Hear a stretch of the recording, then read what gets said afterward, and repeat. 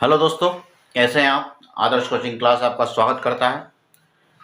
आज हम आपके लिए लेकर आए हैं अध्याय 1 सामाजिक विज्ञान भूगोल के अध्याय 1 के संसाधन एवं विकास के आगे के कुछ प्रश्न। यह हमारा छठा वीडियो है। देखिए, आज का जो हमारा पहला प्रश्न है, बांगर क्या है। बांगर क्या है? तो दोस्तों, बांगर पुरानी जलोढ़ मिट्टी है। बांगर पुरानी जलोढ़ मिट्टी है और ये बहुत उपजाऊ होती है और ये उच्च भूमि होती है, यानी ये जिन मैदानों में पाए जाते हैं वो मैदान ऊंचे होते हैं। यानी पुरानी जलोढ़ मिट्टी को बांगर कहा जाता है। ये बहुत ही उपजाऊ होती हैं, इसमें कैल्शियम की मात्रा बहुत अधिक पाई जाती है और बाढ़ का पानी कभी भी इस मिट्टी तक नहीं पहुंचता। ओके, दूसरा देखते हैं दोस्तों, बांगर और खादर मिट्टी में दो अंतर बताइए। ठीक है दोस्तों, तो देखते हैं बांगर और खादर मिट्टी में दो अंतर। तो बांगर मिट्टी जो होती है दोस्तों, वो ऊंचे मैदान की मिट्टी होती है। बांगर भूमि ऊंचे मैदान की मिट्टी होती है और खादर मिट्टी जो होती है वो निचले मैदान की मिट्टी होती है। बांगर भूमि मिट्टी जो होती है वो पुरानी जलोढ़ मिट्टी होती है और खादर मिट्टी जो होती है वो नई जलोढ़ मिट्टी होती है। बांगर मिट्टी तक बाढ़ का पानी नहीं पहुंच पाता, लेकिन खादर मिट्टी तक बाढ़ का पानी पहुंच जाता है। बांगर मिट्टी में कंकड़ पाए जाते हैं, जबकि खादर मिट्टी में कंकड़ नहीं पाए जाते हैं। ओके दोस्तों, अगला प्रश्न देखते हैं, काली मिट्टी की कोई दो विशेषता बताइए। काली मिट्टी की कोई दो विशेषताएं बताइए। तो दोस्तों, पहली जो विशेषता है वो ये कि इसका रंग बहुत गहरा काला होता है। इसका रंग बहुत गहरा काला होता है। दूसरी विशेषता है, यह बहुत बारीक होती है। यह बहुत बारीक होती है। तीसरी विशेषता होती है कि यह बहुत उपजाऊ होती है। यह बहुत उपजाऊ होती हैं।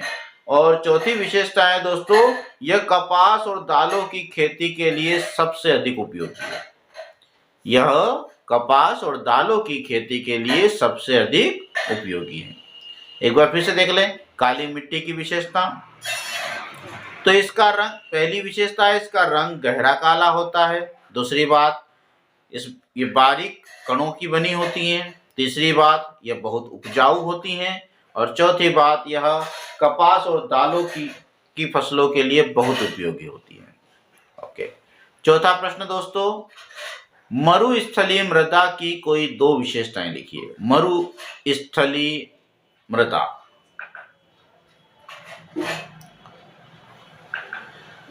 तो दोस्तों, सबसे पहली विशेषता है कि इस मृदा में नमी की कमी होती है, यानी इसमें नमी बहुत कम रहती है।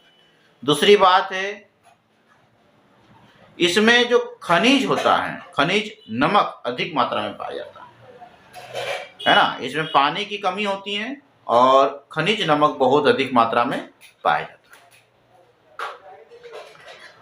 है। ओके, अगला प्रश्न है दोस्तों, मृदा संरक्षण के दो उपाय लिखिए। मृदा संरक्षण के दो उपाय लिखिए। तो दोस्तों, सबसे पहला उपाय बांध बनाना। मृदा संरक्षण के दो उपाय में सबसे पहला है बांध बनाना, ताकि पानी के बहाव की तीव्रता को कम किया जा सके। और दूसरा है वृक्षारोपण करना, है ना, ताकि मिट्टी के कटाव को रोका जा सके। तो दो कारण हो गए, पहला है बांध बनाना, बांध बना करके पानी के बहाव की तीव्रता को कम करना, और दूसरा वृक्षारोपण करना, यानी वृक्ष की जड़ें क्या करती है, मिट्टी को मजबूती से पकड़ लेती है, जिसके कारण मृदा का अपरदन नहीं होता है। ओके, अगला प्रश्न है, मृदा का संरक्षण क्यों आवश्यक है। मृदा का संरक्षण क्यों आवश्यक है? तो दोस्तों, मृदा जो है फसलों के लिए और सभी प्राणियों के लिए बहुत ही महत्वपूर्ण है। मृदा फसल उत्पादन के लिए और सभी प्राणियों के लिए बहुत ही आवश्यक हैं। इसलिए मृदा का संरक्षण बहुत आवश्यक है। इसलिए मृदा का संरक्षण बहुत आवश्यक है। दोस्तों, यदि आपको हमारा समझाने का तरीका पसंद आया हो, हमारा वीडियो अच्छा लगा हो, तो प्लीज़ इसे लाइक करें, शेयर करें और हमारे चैनल को सब्सक्राइब करें। धन्यवाद।